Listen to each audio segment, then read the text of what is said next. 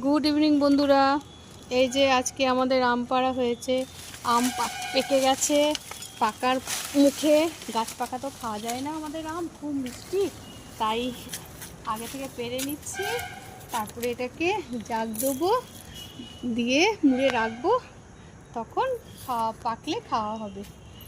এই দেখুন আমার আজকের এই কটা তোলা হয়েছে।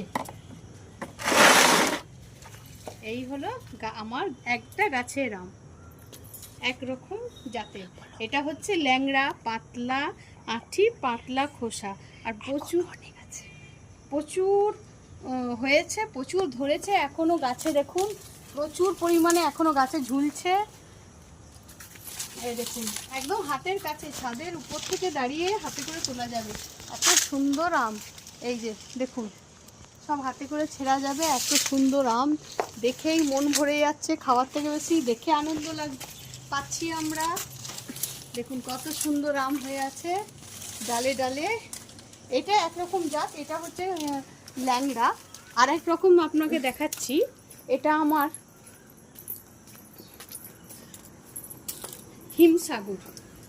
এই দেখুন, এই যে এই ডালটায় দেখুন, ছাদের উপর থেকে দেখাচ্ছি, ছাদের উপর থেকে সব ডালই আমার চলে আসে। এইগুলো হচ্ছে হিমসাগর।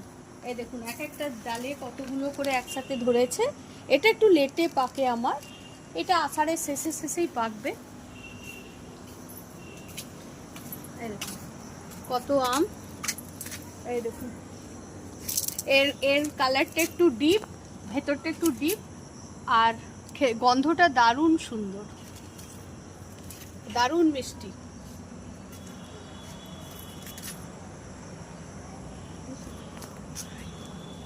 ওকে, এবার বাই, সবাই ভালো থাকবেন।